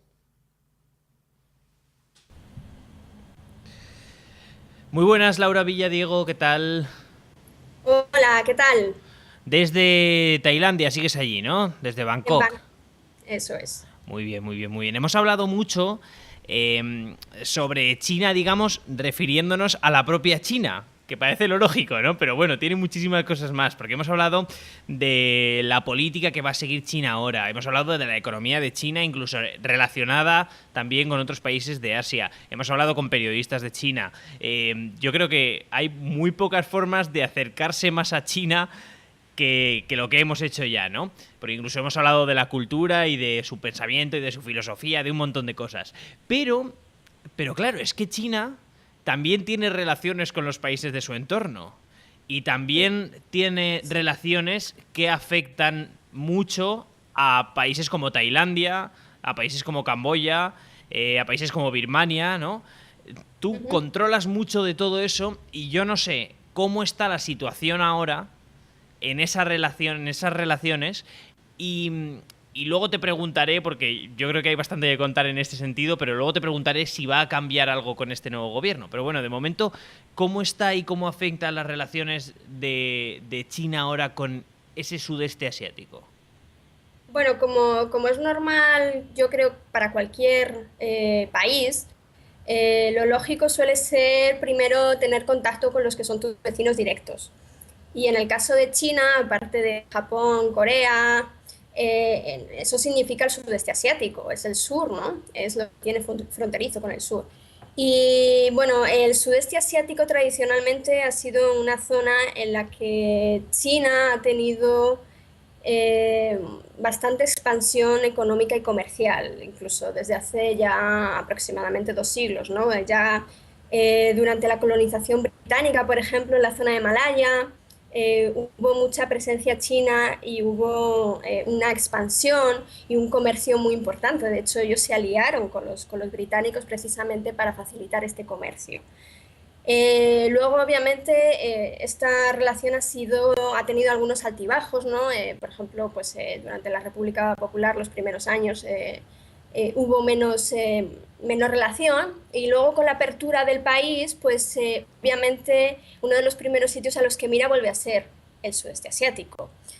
Durante las últimas décadas China ha tenido bastante presencia y a medida que ha ido creciendo como potencia económica, obviamente esa presencia ha ido creciendo también. Lo que ha pasado en los últimos años, especialmente desde que Obama entró en la administración estadounidense, es que Estados Unidos ha visto también el sudeste asiático como un lugar estratégico y es lo que ellos hablan pivotar hacia Asia, ¿no? Eso es lo que así es como lo han llamado. Y bueno, ha habido mucha presencia últimamente en esta zona de la diplomacia estadounidense, hasta el punto que, bueno, como se ha visto en las noticias, hace poco ha sido la cumbre de la Asociación de Naciones del Sudeste Asiático, e incluso ha venido Obama y ha estado visitando Tailandia, Birmania y Camboya. Y obviamente, pues esta presencia de Estados Unidos en el sudeste asiático, pues en cierto modo pone en peligro la presencia natural que había tenido China, ¿no? Desde hace tanto tiempo. ¿Por qué tienen tanto interés en el sudeste asiático? Parece una pregunta de perogrullo, porque yo sé que hay razones obvias, pero quiero que me lo cuentes tú por si hay alguna oculta que desde aquí desconocemos. Porque imagino, claro, es un mercado muy grande, es barato producir allí, bueno, todo este tipo de cosas. Pero ¿hay algo más? ¿Hay algo...? No sé, ¿por qué es tan importante geoestratégicamente? Como dices, el sudeste asiático es un mercado muy suculento, porque tiene un crecimiento exponencial bastante grande, pero hay algo que no hay que olvidar, que es que ellos están preparando su mercado común, que en un principio debería inaugurarse en 2015. Entonces, bueno, en un principio la idea es que sea algo similar a lo que fue la Unión Europea en sus primeras etapas. Entonces, una vez que haya este mercado común, significarán 600 millones de consumidores. Y eso es muy interesante y además son consumidores que cada vez tienen una mayor capacidad adquisitiva. Como dices también, sobre todo, no todos los países, pero algunos de ellos como Camboya o Birmania, incluso Vietnam, pero ya un poco menos porque está elevando su nivel de vida, son centros de producción también interesantes pues para muchas de las marcas, ya no solo occidentales. China también fabrica aquí. Indonesia también es en ese caso un mercado muy interesante, y Malasia lo es, por ejemplo, en el caso de la electrónica, y Tailandia lo es en el caso de los coches y las motocicletas, ¿no? Entonces, El sudeste asiático lo bueno que tiene para muchos de estos países es su gran diversidad. También es un paso de acceso hacia el Océano Índico a través de Singapur, por ejemplo, es uno de los principales puertos del mundo, creo que es el segundo ahora mismo, después de Shanghai. Entonces, obviamente, es un sitio por el que pasa gran parte de las mercancías de todo el mundo y es interesante tener la mayor presencia posible aquí. Claro, ¿y cómo está afectando toda esa relación? O sea, yo casi estoy viendo golpes ya, ¿no? O sea, porque están luchando directamente Estados Unidos contra China. Bueno, luchando, a ver, ya me entiendes, ¿no? Pero están peleando por esa posición Estados Unidos contra China directamente. Y de hecho, me parece que incluso es sorprendente cómo algunos países se decantan por Estados Unidos antes que por China. Bueno, no hay que perder de vista que precisamente Estados Unidos ha aprovechado cierto malestar que hay en el sudeste asiático hacia China, porque ellos han tenido la sensación de que su relación con Pekín, con Pekín o con las empresas chinas ha sido muy desigual, que ellos han obtenido muy poco a cambio de lo que daban y que, sobre todo, una de las ideas que está muy expandida aquí es que todo lo chino es de mala calidad y no quieren eso. Quieren realmente tener acceso a otro tipo de productos, de compañías, de relaciones. No quieren verse obligados a jugar siempre según las reglas de los chinos. Entonces, Estados Unidos ha notado eso y entonces ha aprovechado este momento precisamente, que era igual uno de los más sensibles en cuanto a la imagen de China en el sudeste asiático, para hacer una campaña muy fuerte. Por ejemplo, bueno, dices, igual uno de los casos que más puede sorprender que se está lanzando, ¿no?, digamos, hacia Estados Unidos es el de Birmania. Birmania ha comenzado este proceso de reformas democráticas principalmente por este malestar hacia China, porque no querían estar atados, ser tan dependientes de China. Y la única forma de hacerlo era pues, abriendo el país, porque era lo que le exigía Occidente y Estados Unidos, y ellos lo que están haciendo es equilibrar la balanza y tener posibilidades de acceder a... No es que quieran echar a los chinos, simplemente quieren pues tener más posibilidades de negociación, porque obviamente si no quieren respetar o no les convence el acuerdo que les pueda facilitar a los chinos, siempre pueden decir, bueno, pues me voy a otro. Y entonces así tendrán mucho más poder de negociación. Claro, claro. Bueno, estamos hablando mucho de economía. O sea, lo que me estoy dando cuenta es que todas estas tensiones, entre comillas, que no son, yo creo que no son tal, ¿no? O sea, realmente tensión, bueno, pues cada uno está haciendo su movimiento para intentar obtener más del juego, ¿no? Pero al final todo el mundo se mueve por la pasta. Me refiero, ¿existe algún otro tipo de conflicto aparte del yo quiero tener este mercado grande, este sitio de producción o, no sé, o este puerto tan grande, aprovecharlo? No sé, ¿hay algo más? Me refiero, no lo sé, ¿ha hecho China algo políticamente o culturalmente? No lo sé. Bueno, yo creo que culturalmente, realmente en general, son bastante afines. Igual no podríamos decir lo mismo con Malasia e Indonesia, ¿no?, que son países de mayoría musulmana, o con Filipinas, que es de mayoría cristiana, pero yo creo que realmente culturalmente no hay un choque muy fuerte. Yo creo que es principalmente económico. Por ejemplo, el principal motivo de choque con el sudeste asiático es esta cuestión por el mar de China meridional, por las islas de Spratlys y Paracel, ¿no?, que son unos islotes a los que nunca nadie había hecho caso hasta que alguien sospechó que podía haber ahí recursos petrolíferos. Y ahora, pues Filipinas, Vietnam, Malasia, Brunei y China se están pegando por los islotes. Y de hecho, por ejemplo, una de las estrategias que se quiere llevar conjuntamente en la Asociación de Naciones del Sudeste Asiático corresponde precisamente a este conflicto con China.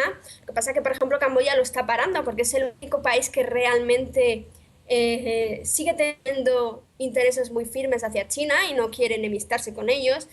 Y es posible que poco a poco Laos vaya tomando la misma posición, porque últimamente ha tenido también algunas tensiones con Vietnam por una presa que se está construyendo en el río Mekong, y parece que está pivotando hacia China, pero todavía no es muy claro. Vamos, que ninguno quiere tampoco enseñar mucho las cartas, ¿no? Porque Eso es que tampoco es que quieran echar a China y no quieren tampoco, digamos, enfadarles ni nada por el estilo. Obviamente lo que les interesa es tener el mayor rédito económico. ¿y se sacó alguna conclusión en la cumbre esta cercana? ¿Sirvió para algo o fue como la que ha habido aquí en Cádiz? Pocas veces las cumbres del sudeste asiático sirven para algo. No, se pelearon por esta historia del mar de China Meridional, aprobaron una declaración de derechos humanos que la verdad deja bastante que desear. Y bueno, la verdad es que quizá fue un poco más productiva la reunión con Obama, ¿no? Que bueno, él fue muy claro con China y le dijo que tenía que negociar con respecto al conflicto del mar de China Meridional. Uh-huh. Pero no, realmente no Nada. No hubo muchas conclusiones. Lo que sí que hicieron fue firmar un memorando para permitir la libre circulación de personas y mercancías, que todavía, digamos que es el preámbulo, ¿no?, a esto que hablábamos del mercado común de 2015, que bueno, eso quizá podría ser el avance más importante de esa reunión. Bueno, yo creo que lo de 2015, en cuanto se haga, vamos a tener que hablar largo y tendido sobre eso, ¿eh? Porque eso es muy gordo, ¿eh? Que ya lo han pospuesto muchas veces. Ah, por eso, hay que pensar, hay que esperar. Pero como se haga es muy gordo, ¿eh? Muchísima gente, o sea, es como la Unión Europea o Estados Unidos, pero a un nivel superior, ¿no? Es algo espectacular. Sí, lo que pasa que, bueno, aquí hay dos tipos de países, bueno, un poco como pasa en Europa, bueno, o como pasaba, bueno, ahora está volviendo a pasar otra vez, digamos los que van mucho más adelantados y los que van muy retrasados. Uh-huh. Y la verdad es que los tiempos que se han dado quizás sean poco realistas, ¿no? Hablan de 2015 para los que van más adelantados y 2018 para Birmania, Camboya, Laos, los que van más retrasados. En 3 años no sé si serán capaces de alcanzar a los otros. No lo sé. Si no lo sabes tú, ¿qué te voy a decir yo, Laura? Va a ser difícil, eso seguro. Seguro. Oye, la última, ¿va a cambiar algo con el nuevo gobierno en todas estas cosas que hemos hablado, en todo este juego estratégico, económico y demás? ¿Cambia algo de China en relación con los otros países o se espera una continuidad? La verdad es que es una buena pregunta porque creo que nadie sabe la respuesta, ¿no? La verdad es que se sabe muy poco de qué va a ser China con este nuevo gobierno. De hecho, ahora una de las principales cuestiones es si Xi Jinping, que es el que será el nuevo presidente, es un reformador, es moderadamente reformador, es un conservador. No, ni siquiera se ponen de acuerdo en eso. Entonces, además hay que tener en cuenta que las decisiones pues, se toman de una forma colegiada. Entonces, bueno, lo más probable es que haya una continuidad, ¿no? Obviamente China va a intentar seguir teniendo una posición económica fuerte en el sudeste asiático, porque es una zona que va a crecer mucho y va a ser muy importante. Entonces, no creo que vayan a renunciar a eso, pero les va a tocar negociar. Ya no juegan ya no juegan como antes, ¿no? Ahora tienen una competición. No, ahora ya tienen competición. Bueno, antes también la tenían, sí, pero no era tan fuerte. Hombre, Estados Unidos, por ejemplo, en países como Tailandia, siempre ha estado presente, Camboya también ha estado muy presente. No es que Estados Unidos haya estado ausente aquí, en absoluto, pero no había, digamos, puesto toda la carne en el asador como la ha puesto ahora. Bueno. Pues tenemos que ver cómo evoluciona todo eso, ¿eh? Oye, muchísimas gracias, Laura, por estar con nosotros. Hasta luego. Hasta luego. Muy buenas, Sergi Vicente, ¿qué tal? Buenas, Oba, ¿cómo estamos? Aquí en un aeropuerto. En un aeropuerto, ¿no? Que te estás trasladando ahora. De Shanghái a Pekín te vas. Sí, estuve un par de días en Shanghái, me invitaron a una especie de seminario en una universidad y ahora vuelvo a Pekín y a continuar con el trabajo. Bueno, o sea, ¿también das seminarios por allí, por las universidades o qué? Bueno, es uno de estos bolos que hacen ellos de vez en cuando, que invitan a lo que llaman expertos.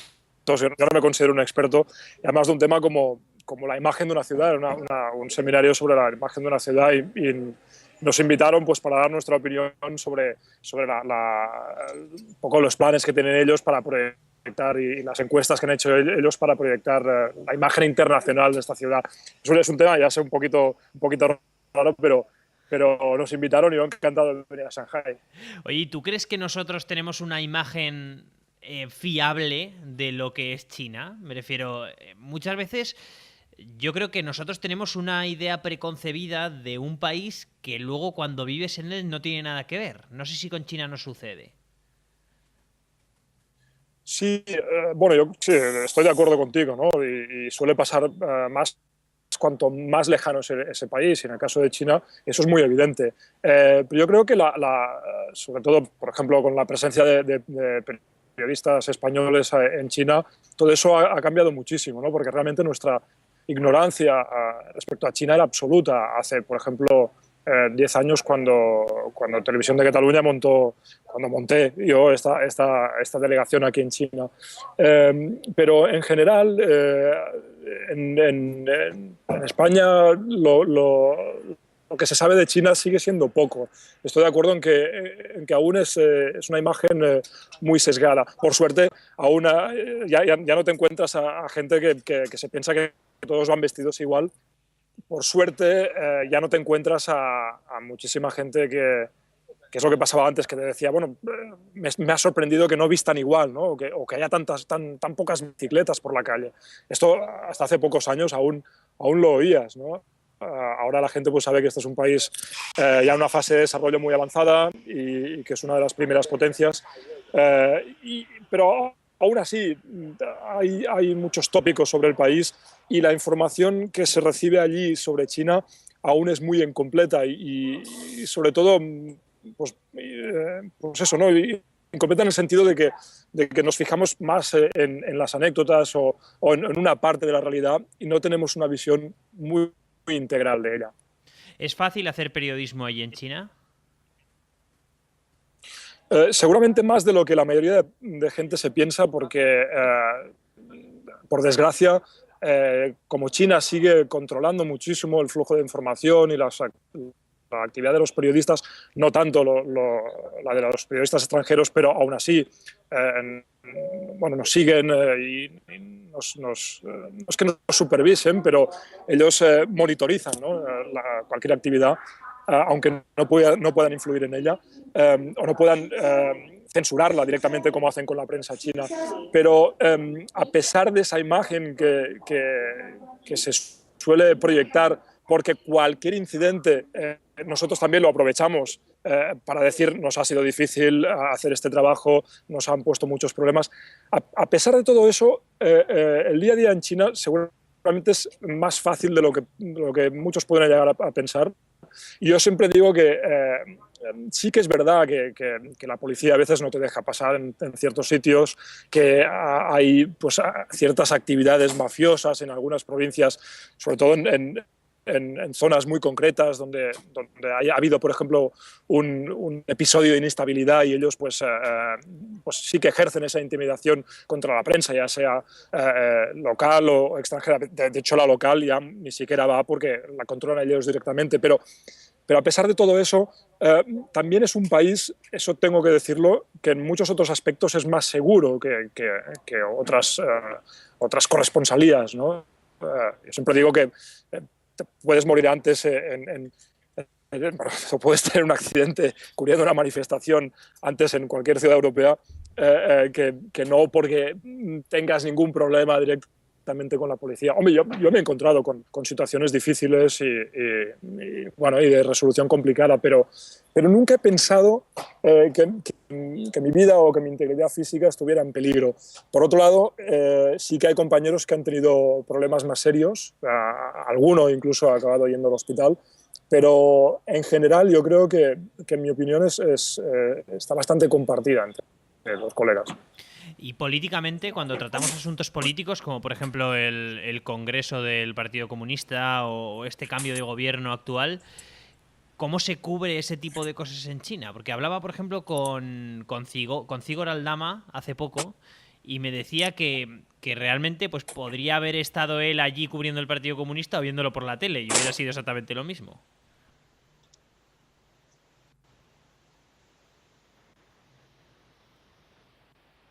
Sí, yo estoy de acuerdo. La cobertura de lo que es la política china es muy indirecta. Siempre tienes que primero hacer mucha lectura para tú sacar tus propias conclusiones. Eso es quizás más importante que en otras ocasiones. Y después intentar hablar con cuantos más expertos mejor para también tú moldear esa visión de lo que puede llegar a pasar, porque al final no nos vamos a engañar, estamos todos especulando, nadie sabe exactamente qué es lo que va a hacer Xi Jinping o si va a ser muy diferente de Hu Jintao. Sí que podemos saberlo pues, por su trayectoria política, por lo que ha pasado, por su contexto familiar y la evolución propia del partido y, por ejemplo, la composición del Comité Permanente del Politburó, cómo se ha repartido ese poder. Podemos ir encajando las piezas del puzzle, pero realmente la política china es muy inaccesible. En 10 años que he estado en este país, el político chino de más alto nivel que he entrevistado ha sido un gobernador de una provincia, concretamente el gobernador del Tíbet, y fue justo en el 17º Congreso, es decir, hace 5 años, en una ocasión donde tenían un poco más... tenían más margen de maniobra con la prensa. No había tanta prensa como ahora y te daban más oportunidades para entrevistar a políticos de cierto nivel. Ahora somos muchísimos, ellos también escogen mucho a la prensa a quien quieren dar facilidad y la verdad es que yo he visto en ese sentido un poco ¿cómo te lo diría? Un empeoramiento, ¿no? del acceso que antes ya era limitado, pero ahora es mucho mayor porque somos mucho más prensa y por tanto las mismas ocasiones a repartir entre más. Pues decías que encajando todas esas piezas del puzzle podríamos saber hacia dónde se va a dirigir o qué va a cambiar con esta nueva cúpula dirigente, y te invito a que nos hagas tu particular predicción, porque ya decimos, estamos haciendo todos como cábalas, ¿no? Podemos encajar las piezas del puzzle y saberlo cada uno un poco, pero cada uno tenemos más o menos nuestra idea. Entonces, ¿qué piensa Sergi Vicente que va a suceder? Sí, bueno, ante todo insistir en esa idea que yo no soy, aunque lleve aquí 10 años, no soy ni mucho menos un experto, pero recogiendo tu propuesta, yo creo que hay aspectos que son bastante previsibles. Por un lado, en la agenda internacional, Xi Jinping se encuentra un escenario mucho más complicado. Hay más retos y más responsabilidades, ¿no? China tiene cada vez más ese papel de potencia, cada vez más está equilibrando su posición en el mundo a la de Estados Unidos, ya sea económica o política. Y por lo tanto, sí va a tener mucho más protagonismo en la escena internacional. De hecho, China ya está pidiendo desde hace años más presencia en las organizaciones internacionales y eso yo creo que se va a notar muchísimo, tanto en el tono, en las formas, ¿no? También como en los hechos, en los contenidos, ¿no? Se dice que sí va a ser probablemente más agresivo, no sé si sería la palabra, pero que va a ejercer más de mandatario, ¿no? Una de las cosas que se comenta es que Hu Jintao era un poco más miedica, ¿no? Miedoso, tenía más ese papel de prudente, nunca se atrevía. La verdad es que a China se le complica algunos escenarios. El caso de las islas Diaoyu o Senkaku en japonés es uno de ellos. Decía un comentarista político que a China les están enseñando un trapo rojo como si fuera un toro para ver si van y lo embisten, ¿no? Y un poco para para tantear a ver cómo reacciona. Está muy interesante ver cómo reacciona Xi Jinping a ese escenario internacional, pero también a las demandas internas de un país donde crece el sentimiento nacionalista, se vio en las últimas manifestaciones japonesas, y que reclama un poco ese papel bueno, estamos aquí, ¿no? Nosotros vamos a reivindicarnos. Históricamente este ha sido un país humillado y ese puede ser un punto complicado para equilibrar desde el punto de vista del secretario general, que se va a convertir en presidente, como sabéis, en la próxima primavera, en la próxima Asamblea Nacional, y que además previsiblemente en 2013 va a convertirse en jefe de la Comisión Militar. Por lo tanto, ¿cómo equilibrar la presión interna de reivindicación de una potencia con ese escenario internacional de más retos y más responsabilidades? Va a ser muy interesante. La política interna, yo no soy muy optimista, si queréis, en cuanto a reformas políticas, porque China lo ha dejado muy claro, que lo que quiere sí que es avanzar en esa reforma política, que es el último estadio de toda la reforma y apertura, pero siempre muy de forma gradual y sin copiar el modelo occidental. Esto lo dijo Wu Pangkuo el año pasado, el presidente de la Asamblea Nacional, lo dijo Hu Jintao en varias ocasiones, la última en este último congreso.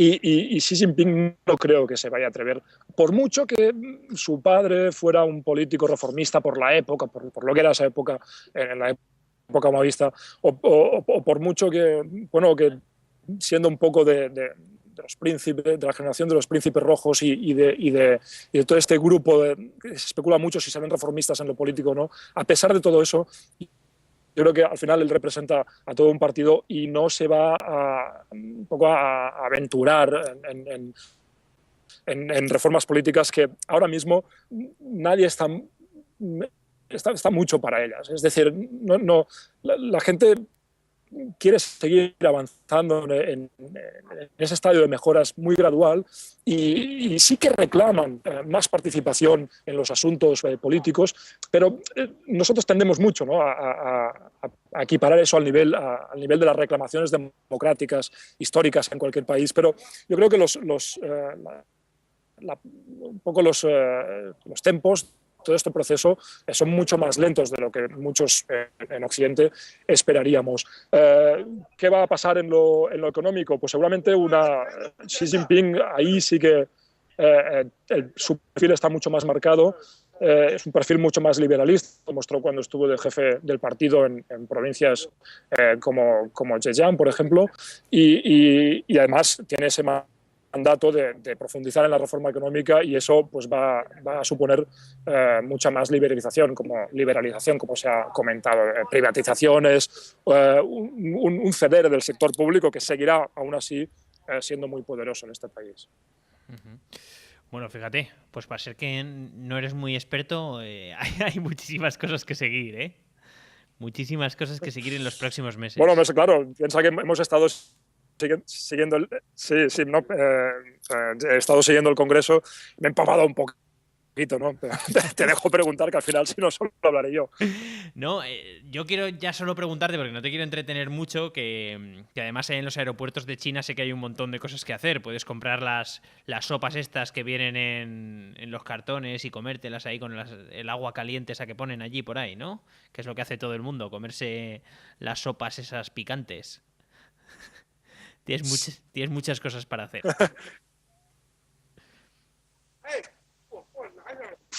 Sí, bueno, yo lo que me pasó cuando llegué a Barcelona la última vez es que buscaba dónde estaba el agua caliente. Además tenía que hacer un biberón para mi hijo, que tiene casi 2 años, y no la encontraba. Me fui a una máquina de cafés y resulta que la opción de agua caliente para hacer los test estaba desactivada, y el comentario que me salió, evidentemente en tono bochornoso, era aeropuerto tercermundista que no tienen agua, ¿no? Son cositas que la verdad te acabas acostumbrando, y aquí está muy bien. De todas formas, aquí estamos en una cafetería y excepto yo, todos los clientes son chinos, es decir, que ellos también se van acostumbrando a una serie de hábitos o estándares internacionales. Oye, hablando de eso, ¿tú crees que los chinos van a aguantar mucho tiempo esa situación? No sé cómo se ve desde allí, pero desde aquí se ve como una situación casi dictatorial, ¿no? En el hecho de, pues, es un régimen comunista que al final, pues, sí que tiene sí que vulnera derechos humanos, sí que sigue teniendo como muchas faltas, ¿no? Como que le falta todavía algo para llegar a ser democrático. Le falta mucho, de hecho, para llegar a ser democrático. Es la imagen que tenemos aquí. Pero lo que he ido hablando con los expertos a lo largo de este especial es que me decían como que hay un contrato implícito, no escrito, entre que mientras la gente siga viviendo bien, mientras sigan ganando cada vez más, mientras sigan viviendo cada vez mejor, como que les da un poco más igual el tema que haya democracia, no haya democracia, el tema de más derechos, menos derechos. Como que hay ese contrato extraño, ¿no? ¿Tú qué crees que opina la gente? Y si crees que va a durar durante mucho tiempo todo esto. Bueno, esto es la pócima mágica de la estabilidad, ¿no? El partido considera que un poco la línea de flotación es el 7% del crecimiento anual. Eso garantiza una estabilidad, esta casi obsesiva estabilidad social, y a partir de ahí todo lo que sea bajar del 7% pues, puede provocar problemas. Ellos siempre lo calculan todo, ¿no? Lo ponen todo en números. Pero yo la verdad es que sí que he visto ir en aumento los casos de inestabilidad social, porque es una evidencia, ¿no? Incluso el mismo partido reconoce que las desigualdades sociales van en aumento, los abusos de poder continúan allí, la corrupción está al orden del día, aunque bueno, nosotros tampoco es que tengamos mucho que envidiar en este sentido, pero sí que todo eso está poco a poco está minando la legitimidad del partido. Hoy en día existe mucha más información y mucho más acceso a la información, a pesar de la censura, que 5 o 10 años atrás. Cada vez se comparten más pues escándalos, informaciones que van apareciendo, y eso pone mucho más en jaque al partido que lo que solía pasar anteriormente, donde se neutralizaba el problema, se enviaba al ejército o la policía y ahí se acababa todo. La sociedad china se está sofisticando, es una sociedad cada vez más compleja, y el partido pues también se ha dado cuenta que esa fórmula económica, que seguirá funcionando durante un tiempo, hay que ir renovándola. Por eso el concepto de reforma política vuelve a estar de actualidad. Pero yo insisto que de ahí a, por ejemplo, aspectos como la separación de poderes o las elecciones multipartidistas, hay un grandísimo trecho. Tendremos...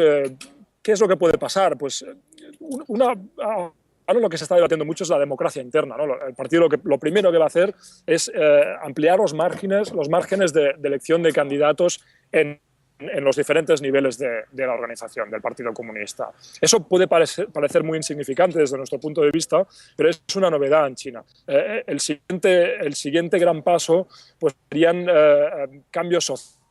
Yo tengo mis dudas sobre si se va a relajar la censura o no, porque, por ejemplo, la elección de Liu Yunshan como miembro del Comité Permanente del Politburó, que es una persona que hizo méritos en el aparato censor, sí que un poco marca esa línea, ¿no? Que bueno, has hecho méritos en esto, pues por lo tanto te vamos a colocar aquí para que esto siga estando atado y bien atado, ¿no? Siempre es la teoría de cuánto apretar la mano o cuánto relajarla, ¿no? Y en esto a veces da la sensación que hacen un paso adelante y luego hacen 2 atrás para luego volver a hacer otro, ¿no?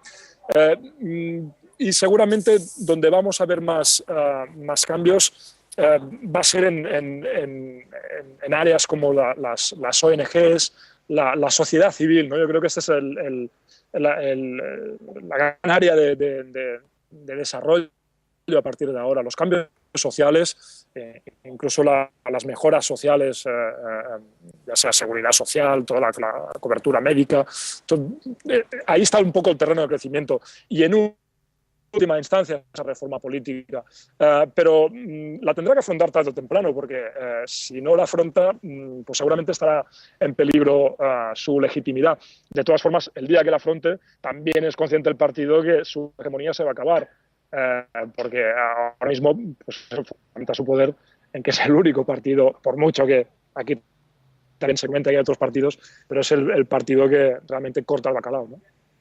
O sea, ¿tú crees que, de todas formas, tal y como están creciendo, ¿tú crees que si ahora mismo se presentaran otros partidos a las elecciones tendrían alguna posibilidad de ganar? Tal y como está creciendo ahora China y con lo bien que vive la gente y que la gente cada vez vive mejor, según dicen ellos, por lo menos.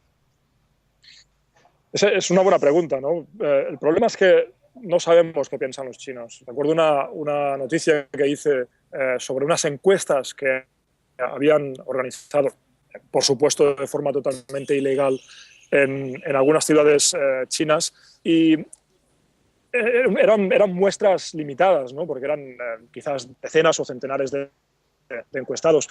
Pero a mí me sorprendió el porcentaje de gente que estaba a favor de un sistema multipartidista democrático y que votarían opciones distintas. Por supuesto, estuvo prohibidísimo y así que pudieron lo eliminar de raíz. Yo creo que habría una amplia capa de la sociedad que estaría a favor, pero no me atrevería a hablar de porcentajes, y la verdad es que es muy distinta la China urbana de la China rural. Una se ha beneficiado del desarrollo, la otra no. Esto por un lado en positivo, pero también en negativo, o en negativo para el partido. La China urbana también es la que está más expuesta a nuevas ideas y a nuevo flujo de pensamiento, y por lo tanto la que seguramente va a liderar a algún tipo de reformas o demandas de reformas. En la China rural te encuentras a mucha gente que tiene una gran lealtad al partido a pesar de todos esos abusos de poder que están sufriendo. Y normalmente lo que se suele decir, sobre todo en esa China rural, es que el partido o el gobierno central es bueno y que los corruptos están a nivel local o provincial, ¿no? Eso lo escuchas muchísimas veces. Yo creo que será muy interesante, ¿no? Cómo lo gestiona todo eso. No sé si Xi Jinping quizás el siguiente mandatario.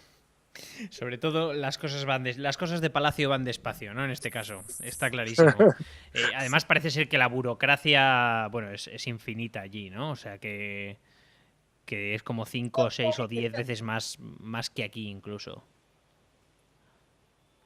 Bueno, yo no sé qué decirte a eso, porque ¿no? lo que son cuestiones cotidianas, a mí me resulta mucho más fácil resolverlas en China que no en Barcelona, por ejemplo, a nivel local, a nivel de administración local. Y además aquí tienen, yo creo que una ventaja, que es que tienen mucha más flexibilidad. No sé si es una ventaja, seguramente también es un inconveniente cuando te toca sufrir las consecuencias de esa flexibilidad, ¿no? O de esa interpretación de la ley. Pero a nivel práctico, yo creo que tienen menos puñetas, ¿no? Los chinos. Si tú eres, a pesar de que tengas un problema y a pesar de que la ley diga alguna cosa, si eres capaz de ganártelos o de negociar, te puedes salir puedes salir de esa situación complicada cuando, no sé, en Europa sería mucho más difícil, ¿no? Bueno, ¿ves? Por eso me gusta a mí hablar con la gente que está allí, porque nosotros desde aquí no tenemos esa concepción, ¿no? Y siempre, con cada persona que voy hablando a lo largo de este especial, me va abriendo como más los ojos, ¿eh? Yo me he pegado todo el verano, todo el verano allí en China y es cierto que vas allí que no tiene nada que ver con... Bueno, no nada que ver, pero es cierto que desde aquí tenemos una imagen que luego quizá no se corresponde tanto. Pero ahora hablando con gente que lleva más tiempo, que vive allí, que no está simplemente de paso, como fue mi caso, ¿no? Y siempre aprendes muchas más cosas. Y me gusta hacer este tipo de reportajes o de monográficos para que la gente también... La gente de aquí de España y de casi de habla hispana, ¿no? Pues también conozca un poco más alguna realidad que está allí y que al fin y al cabo dentro de nada va a ser la dominante, ¿no? Porque dentro de muy pocos años van a estar en el número 1, eso está clarísimo. Así que, te agradezco muchísimo que hayas estado con nosotros, Sergi.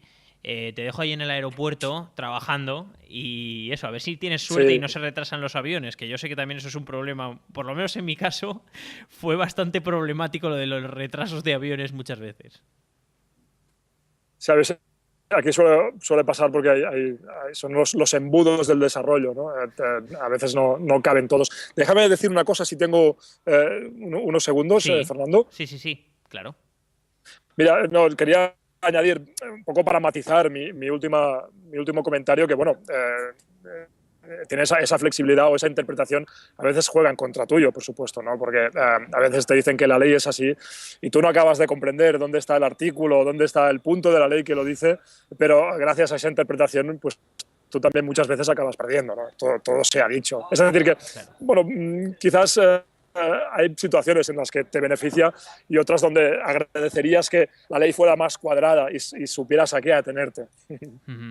Bueno, oye, muchísimas gracias, Sergi, de verdad, por estar con nosotros. Espero hablar dentro de... Muchísimas gracias a vosotros. Ya has empezado dando charlas en las universidades y dentro de poco igual te vemos dentro del partido. ¿Cómo lo ves?